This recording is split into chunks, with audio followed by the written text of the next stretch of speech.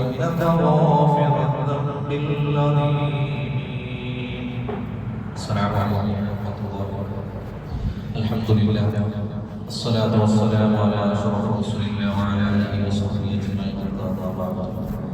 ബഹുമാനപ്പെട്ട സത്യവിശ്വാസികൾ, ഒരു പ്രധാനപ്പെട്ട കാര്യങ്ങളുണ്ട് ശ്രദ്ധയിൽപ്പെടുത്താൻ വേണ്ടിയിട്ടാണ് ചുരുങ്ങിയ സമയത്ത് ഞാൻ നിന്നിട്ടുള്ളത്.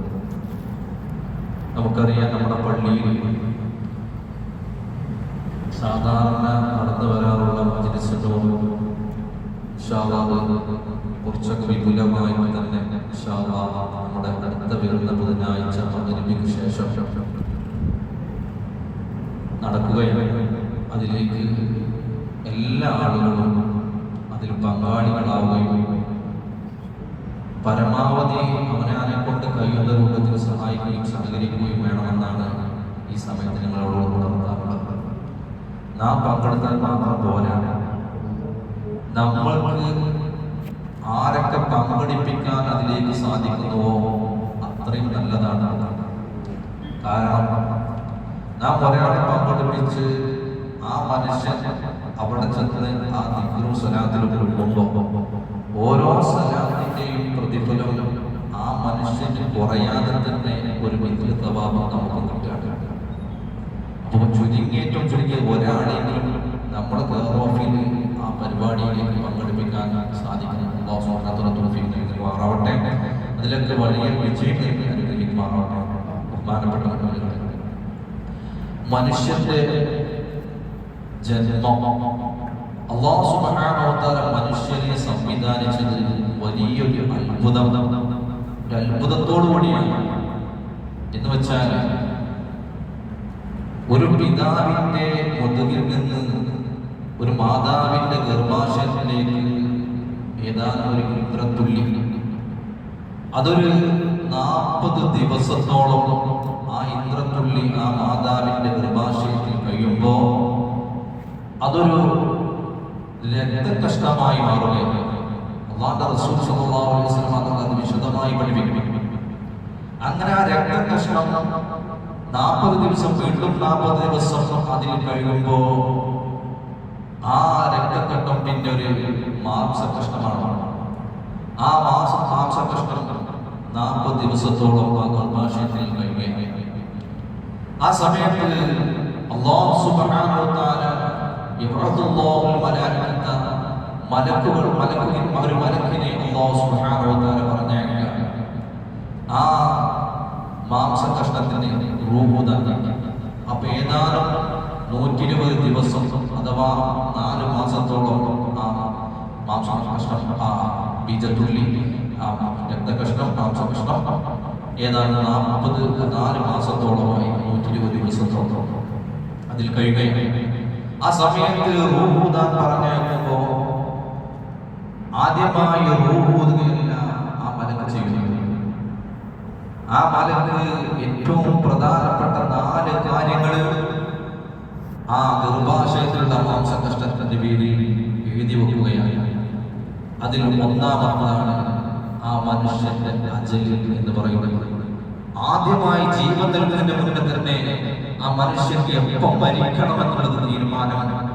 അതിന് മുമ്പ് തന്നെ തീരുമാനിക്കുകയാണ്. ബഹുമാനപ്പെട്ട മുന്നണികളെ നാം മനസ്സിലാക്കേണ്ടതുണ്ട്. ആ മരണം നിശ്ചയിച്ച് നമുക്കൊക്കെ മരണമുണ്ട്. ഏതൊരു മനുഷ്യനെ സംബന്ധിച്ചോളം മരണം ഉറപ്പാണല്ലോ. ഏതൊരു മനുഷ്യനും അവന്റെ അവധി എത്തിക്കഴിഞ്ഞാൽ മരിക്കുന്നുള്ള കാര്യത്തിൽ യാതൊരു തർക്കവുമില്ലാത്ത എപ്പോഴും മരിക്കാം. ഞാൻ പറയും, ഞാൻ അത്യാവശ്യത്തിന് ഫുഡൊക്കെ ക്രമീകരിച്ച് നല്ല ഫുഡൊക്കെ കഴിക്കുന്ന ആളാണ്. അത്യാവശ്യത്തിന് ജിമ്മിന് പോകുന്ന ആളാണ്. ഒരു 5 കിലോമീറ്ററോളം നടക്കുന്ന ആളാണ്. ഞാൻ നല്ല വ്യായാമം ചെയ്യുന്ന ആളാണ്. അത്യാവശ്യം ആരോഗ്യവാനാണ് എന്നൊക്കെ നമ്മൾ വീമ്പ് പറയും. ഏതൊരു മനുഷ്യനെ സംബന്ധിച്ചിടത്തോളം ആണെങ്കിലും അവൻ മരിക്കേണ്ട സമയം എത്തിക്കഴിഞ്ഞാൽ എത്ര ആരോഗ്യവാനാണെങ്കിലും മരിക്കുന്നുള്ള കാര്യത്തിൽ യാതൊരു സംശയമില്ല. നമുക്കറിയാം, ഇന്നും നമ്മുടെ പള്ളിയിലേക്ക് 9 ആളുടെ പേരിൽ നിസ്കരിക്കാൻ വേണ്ടി അപേക്ഷിക്കുക. അങ്ങനെ ഓരോ ദിവസവും ദിനേന ആളുകൾ മരിച്ചുകൊണ്ടിരിക്കുകയാണ്. നമ്മുടെ വയനാട് ദുരന്തം എത്ര പെട്ടെന്നാണ്, പെട്ടെന്നൊരു ദുരന്തം, ഒരു പ്രതീക്ഷയില്ല ദുരന്തം. അതിലേക്ക് കുറച്ച് ആളുകൾ ഇങ്ങനെ ഓരോ ദുരന്തങ്ങളെ കൂടിയും പല നിലവിലും അല്ലാഹു സുബ്ഹാനഹു വ തആല ഓരോ റൂഹിനെയും ഇവിടുന്ന് കൊണ്ടുപോവുകയാണ്. ബഹുമാനപ്പെട്ട മുഅ്മിനീങ്ങളെ, ആ കാര്യത്തിൽ യാതൊരു സംശയവുമില്ല. ഞാൻ ചിന്തിക്കേണ്ടത്, ഞാൻ മരിച്ചു പോകുമ്പോൾ എനിക്ക് ഞാൻ എന്തുണ്ടാക്കി, ഈ ദുനിയാവിൽ ഞാൻ ഞാൻ സമ്പാദിച്ചത് എന്താണ് എന്നാണ് ഞാൻ ഓരോരുത്തരും ചിന്തിക്കേണ്ടത്. ബഹുമാനപ്പെട്ട മുഅ്മിനീങ്ങളെ, നമ്മുടെ പള്ളിയിൽ 5 വക്ത നിസ്കാരം ജമാഅത്തോടുകൂടി നിർവഹിക്കുമ്പോൾ പല ആളുകളും അതിന് വരാൻ കഴിവുണ്ടായിട്ടും വരാതെ അത് ഒരു കേവലം അത് ഒരു ഇബാദത്തല്ലേ അല്ലെങ്കിൽ ഒരു എന്താണ് എന്ന് ചിന്തിക്കാതെ അത് നിസ്സാരമാക്കി കളയുന്ന ഒരു സംവിധാനമാണ് നമുക്ക് കണ്ടുകൊണ്ടിരിക്കുന്നത്.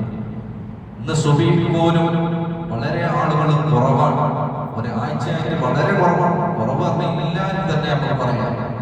അത്രയും ഒരു ജമാഅത്തിന്റെ കൂലി എന്ന് പറഞ്ഞ ഒരു ജമാഅത്ത് നഷ്ടപ്പെട്ടാലുള്ള പ്രശ്നം ഒരു മഹല്ലത്തിലും ആ ജമാഅത്ത് നടന്നിട്ടില്ലെങ്കിൽ ആ മഹല്ലിലുള്ള എല്ലാവരും കുറ്റക്കാരാണ്. എല്ലാവരും ഫർദ് കിഫയാണ്. നേരെ മറിച്ച് ഒരാളെ കൊണ്ടെങ്കിലും ആ ജമാഅത്ത് നിലനിർത്തിയാൽ എല്ലാവരും ആ ശിക്ഷയിൽ നിന്ന് രക്ഷപ്പെടും എന്നാണല്ലോ ഫർദ് കിഫാന്റെ മസല. ബഹുമാനപ്പെട്ട ഞാൻ പറഞ്ഞു വന്നത്, ഇതുപോലത്തെ ജമാഅത്തുകളിൽ നല്ല നിസ്കാരവും കാര്യവും നമ്മൾ മരിക്കുന്നുള്ള കാര്യം അർത്ഥമില്ലാത്ത ഒന്നാണ്. മരിച്ചു കഴിഞ്ഞാൽ ഒരു 10 ആണെങ്കിലും നമ്മളെ കുറിച്ച് ഒന്നെല്ലാം കറക്റ്റ് ജമാഅത്തിൽ പോയി നിസ്കരിച്ച മനുഷ്യരായിരുന്നു, സലാത്തിലൊക്കെ മുടങ്ങാതെ പങ്കെടുത്ത ആളായിരുന്നു, മജ്ലിസുൻ നൂറിലൊക്കെ എപ്പോഴും പങ്കെടുത്തിരുന്ന ആളായിരുന്നു. ഇങ്ങനെ പറയുമ്പോൾ അതിൻ്റെ ഒരു പ്രതിഫലം നമുക്ക് കിട്ടുകയാണ്. നമുക്ക് ചോദിക്കും, അങ്ങനെയൊക്കെ ഉണ്ടോ?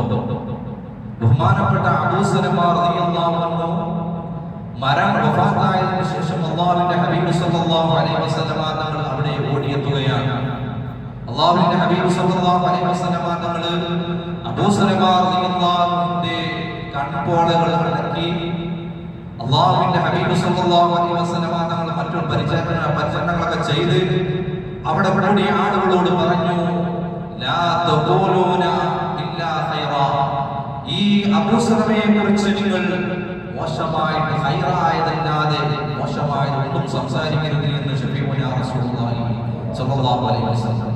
ബഹുമാനപ്പെട്ട മുഅ്മിനീങ്ങളെ, അല്ലാഹുവിന്റെ ഹബീബ് സ്വല്ലല്ലാഹു അലൈഹി വസല്ലം തങ്ങളോട് പറഞ്ഞു, അതിന് കാരണം ഇന്നൽ മലായികത ലാ തുഅ്മിനൂന അലാ കലാമക്കും, നിങ്ങൾ സംസാരിക്കുന്നതിന്റെ മേലിൽ മലക്കുകൾ ആമീൻ പറയുന്നുണ്ടെന്ന് ശഫീഉനാ റസൂലുള്ളാഹി സ്വല്ലല്ലാഹു അലൈഹി വസല്ലം തങ്ങൾ പഠിപ്പിക്കുകയാണ്. ബഹുമാനപ്പെട്ട മുഅ്മിനീങ്ങളെ, അങ്ങനെ ഒരു മനുഷ്യനെ കുറിച്ച് നമ്മൾ നല്ലത് പറയുമ്പോൾ, നല്ലത് പറയാൻ വേണ്ടി നമ്മൾ എന്തെങ്കിലും ഈ ദുനിയാവിൽ വെച്ചുണ്ടാകുമ്പോൾ നല്ലത് പറയുമ്പോൾ നമുക്ക് വേണ്ടി മലക്കുകൾ ആമീൻ പറയുമെന്നുള്ള കാര്യത്തിൽ തർക്കമില്ല. ബഹുമാനപ്പെട്ട മുഅ്മിനീങ്ങളെ, ഞാൻ പറഞ്ഞു മുന്നോട്ട് പോകുന്നില്ല. ഇൻഷാ അല്ലാഹ് അടുത്ത ബുധനാഴ്ചയാണ് നമ്മുടെ മജ്ലിസിനോട് ഇങ്ങനത്തെ പരിപാടിയിലേക്ക് നമ്മൾ സജീവമായി പങ്കെടുക്കുമ്പോഴാണല്ലോ ആ മനുഷ്യൻ നല്ല ആളായിരുന്നു, ആ സ്ത്രീ നല്ല ആളായിരുന്നു, നമ്മൾ കേവലം ഒരു മഴ കൊണ്ടോ അല്ലെങ്കിൽ ഒരു എന്തെങ്കിലും ചെറിയൊരു കാൽവേദന കൊണ്ടോ ഒരു മുള്ളുത്തിയ വേദന കൊണ്ടൊക്കെ നമ്മൾ അങ്ങനത്തെ മജ്ലിസുകളൊക്കെ നമ്മൾ ഒഴിവാക്കുമ്പോൾ നമുക്ക് അതിലുപരി നമ്മൾ ആരെങ്കിലും പറയുന്നതിനേക്കാൾ ഉപരി നമുക്ക് വലിയ നഷ്ടങ്ങൾ സംഭവിച്ചു പോവുകയാണ്. നല്ലൊരു മുതല്, നല്ലൊരു ഇബാദത്ത് നമുക്ക് നഷ്ടപ്പെട്ടു പോവുകയാണ്. ബഹുമാനപ്പെട്ട മക്കളെ, എനിക്ക് പറയാനുള്ളത്, നല്ല നീയത്തോടുകൂടി ആ മജ്ലിസുൻ നൂറിലേക്ക് പങ്കാളികളാവാൻ നാം ശ്രമിക്കണം.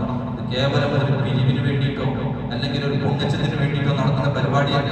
നമ്മുടെ ആത്മീയത്തിന് വേണ്ടി, നമുക്ക് വേണ്ടി നടത്തുന്ന ഒരു പരിപാടിയാണ്. എല്ലാവരും അറിയാവുന്ന, നമുക്ക് ആരൊക്കെ ഇതിലേക്ക് പങ്കെടുപ്പിക്കാൻ സാധിക്കുന്നുവോ എല്ലാവരെയും പങ്കെടുപ്പിച്ച് നല്ലൊരു വിപുലമായ പരിപാടിയാണ് നടത്തണം. അല്ലാഹു സുബ്ഹാനഹു വ തആല തൗഫീഖ് മാറട്ടെ.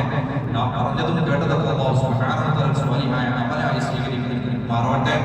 നമ്മളിൽ നിന്ന് മരണപ്പെട്ടു പോയ മാതാപിതാക്കൾ, ബന്ധുമിത്രാദികളും ജീവിതം സന്തോഷത്തിൽ ആക്കട്ടെ.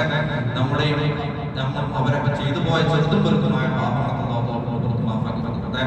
മയ്യത്ത് നിസ്കരിക്കാൻ 9 ആളുകൾ അല്ലാഹു സുബ്ഹാനഹു വ തആല